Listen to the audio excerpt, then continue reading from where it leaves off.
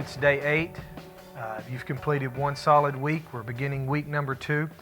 Yesterday I brought the devotion out of Psalm 37, and I'm going to stay in that chapter today because in the first part of 37 we read yesterday that not to worry about what people are doing and what's going on, but to continue to trust in God, to dwell in His presence, to commit to His ways, and if you do that, God's going to take care of you. It goes on to say in the last part of chapter 37, the promise is that in verse 23, the word says, "If the Lord delights in a man's way, He makes his steps firm.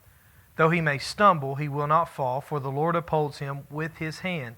Verse 25, "I was young and now I'm old, and yet I've never seen the righteous forsaken or his children begging for bread."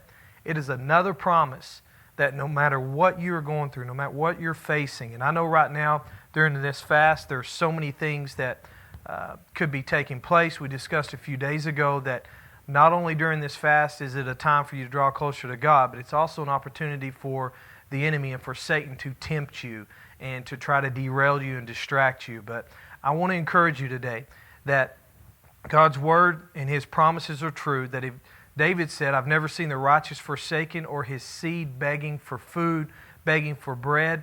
Listen, God's going to take care of you. And regardless of the situation, what's going on, regardless of how you feel right now, you may not feel real great after fasting for a week, and physically your body, you may be feeling a little bit weaker than you normally are. I want to encourage you to press through, that God is on your side, that God is faithful. Continue to do what we talked about yesterday. Trust in Him, believe in Him, dwell in His presence, commit to His way. One thing that's missing in our society today and even in our churches is the failure to commit.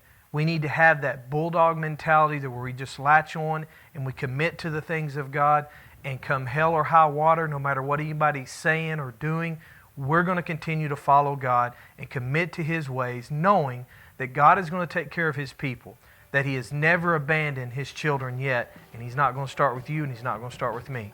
God bless you, and I'll see you tomorrow.